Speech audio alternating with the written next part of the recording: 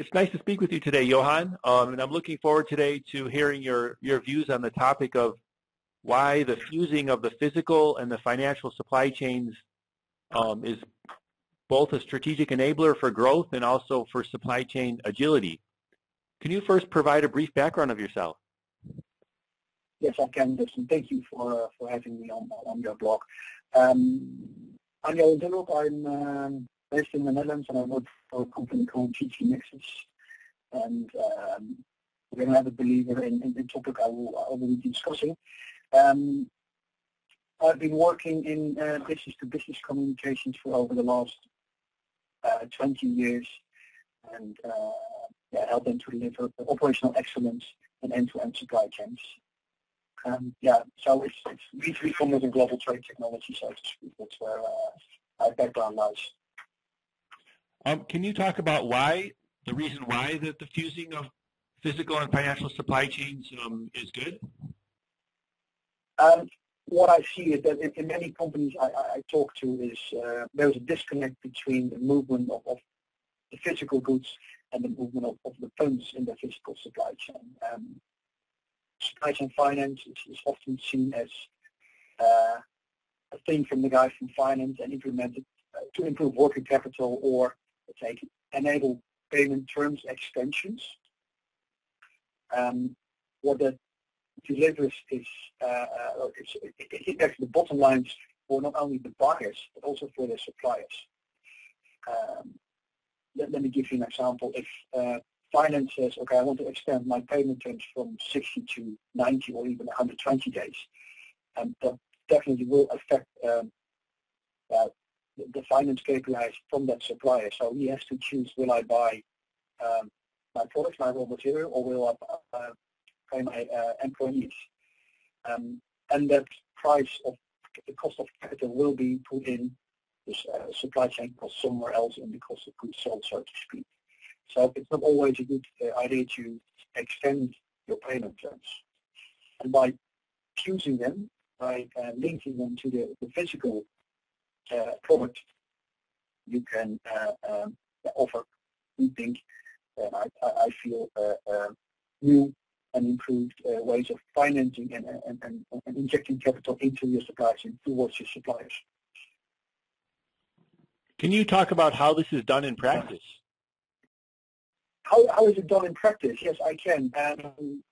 It evolves. It requires a mind shift, and it requires people from finance, procurement, and supply chain to work together and to align their goals internally, and to be sure that everybody's on the same page, so to speak. And by treating supply chain finance as a strategic enabler, it will optimize your, as I said, the collective value chain, and it requires fundamental supply chain transformation. In most cases, supply chain finance is a point-to-point technical process that addresses a single need. And in some cases, that's all it takes, and that's fine. Accounts payable automation initiatives, offline invoice discount programs that address a single challenge. That's short-sighted, and the discussions we have is, okay, what if you could deliver capital towards your suppliers and make them stronger, and make them and therewith earn money instead of drive costs up. So what we do is we bring everyone. It's a holistic approach. So it's a platform approach what we deliver and what we discuss with those companies, where people work from the same PO, so to speak, and the supplier can acknowledge that PO, can inform his buyer if he's got the raw materials on hand, or if he has to order them and it's work in progress, he can share. And so it's inventory management, it's factory management, work in progress management. And based on that data and those KPIs and those data, he's able to share data with this buyer, and this buyer can say, okay, I'm willing to already fund part of the initial PO. Let's say 30% of the PO will be paid upfront towards my supplier, so he can input money accordingly. And he doesn't have to go to his banks or financial institutions in this country, let's say somewhere in Asia where the rates are much higher than in Europe, and everybody wins, so to speak. Does that cover the question? Yeah, and do you have any examples of where this has been applied in practice, or some success examples? I think one of the most successful examples at this moment, and being mentioned, for example, in the Financial Journal, is the business case of Levi's in cooperation with IFC, part of the World Bank, where they inject capital towards their supply of Levi's, where such approach is implemented based on our technology platform, where Levi's provides capital towards their suppliers by not only looking at their financial KPIs, but on their performance KPIs. So together with IFC, they have implemented certain regulations on working hours, environmental issues, etc.